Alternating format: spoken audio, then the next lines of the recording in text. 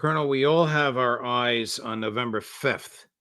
Obviously, no one knows what the outcome is going to be. One day the polls are one way, the next day the polls are the next. But do you fear an October surprise involving the military or some foreign event? I'm not sure it'll be orchestrated, but I can see very clearly now, sad enough to say, that we might be in a war with Ukraine, a war with Iran before the elections. Hard to figure out who that helps.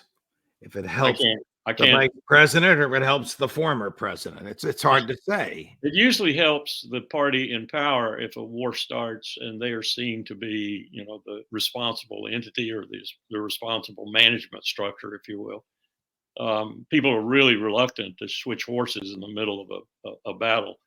But I don't know in this case because I think the American people are waking up to whose responsibility they might lay it at the feet of in terms of it's happening. Right.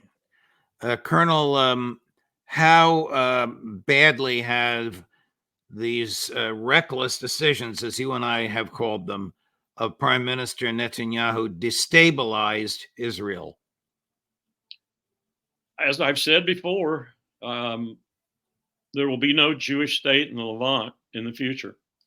There Hmm. might be a liberal democracy if they could affect that, and it'll be called Israel Palestine or Palestine Israel, whatever they want. And it will eventually, the Palestinian Arabs will outnumber the Jews, unless the Jews really start migrating. And I certainly don't see that happening. And that's the only way it's going to continue to exist is a liberal democracy. If it stays a Jewish state, it will be an apartheid state, and the world's revulsion will kill it. It will not be able to exist. So Israel is over as a Jewish state. Finished. Period.